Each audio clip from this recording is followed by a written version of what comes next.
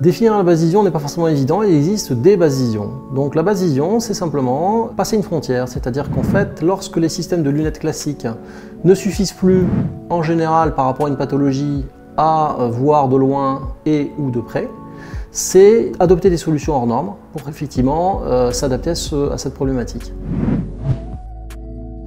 Quand la vision décline, quelles sont les solutions ? Alors les solutions sont relativement vastes, donc pour ceux, il existe un maillage un peu national d'opticiens spécialisés en basse vision qui font ça très bien.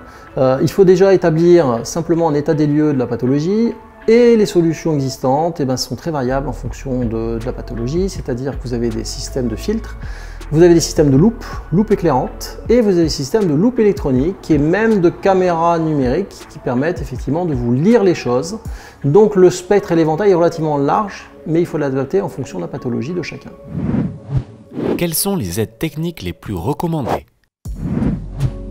Alors les plus recommandées, on va dire que pour être les plus recommandées, ce sont les plus courantes et les plus connues. On va parler de loupe éclairante, très important. Pour la vision de loin, on va parler essentiellement de verres correcteurs teintés avec des filtres colorés spécifiques. Parfois des systèmes de prismation, je ne rentrerai pas dans le détail, et ensuite les loupes électroniques qui finalement se sont démocratisées depuis quelques années puisqu'elles sont beaucoup moins chères qu'avant. Donc l'éventail est assez large, mais on va considérer que les loupes ainsi que les filtres colorés restent effectivement les plus connus et les plus courantes. Que préconisez-vous pour traiter la DMLA ? Le système le plus simple en vision de près, bien entendu, on va considérer que les loupes éclairantes sont les systèmes les plus connus et les plus efficaces. En vision de loin, les filtres colorés, jaunes, voire orangés, permettent d'améliorer les contrastes et limiter l'éblouissement. Pour les stades avancés de vision de près, vous avez les systèmes de loupe électronique maintenant qui se sont démocratisés au niveau prix et au niveau modèle, couplés souvent à ce qu'on appelle de l'OCR, de la lecture au grossissement, qui permettent effectivement d'associer à la fois l'audio et le grossissement, et donc de favoriser l'autonomie par rapport à l'utilisation de ces systèmes-là. Quel verre pour les rétinopathies pigmentaires ?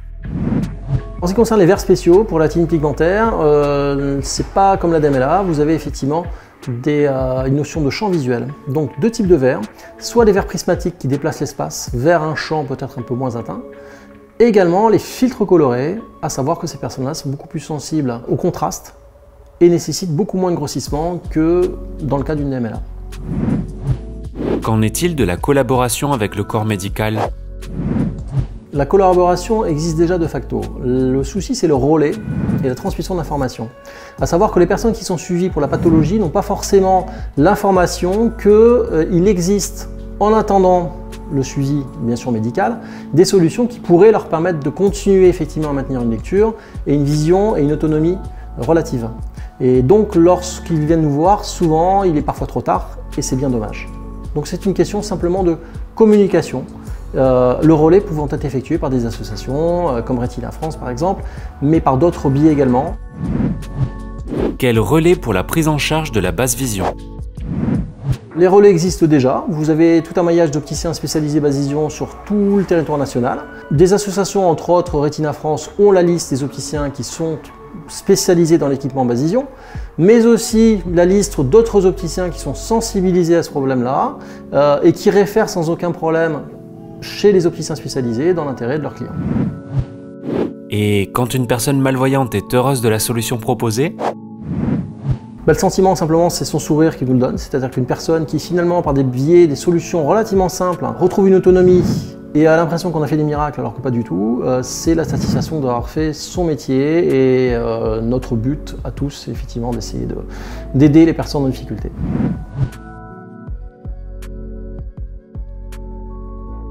Pour soutenir l'association, rendez-vous sur retina.fr.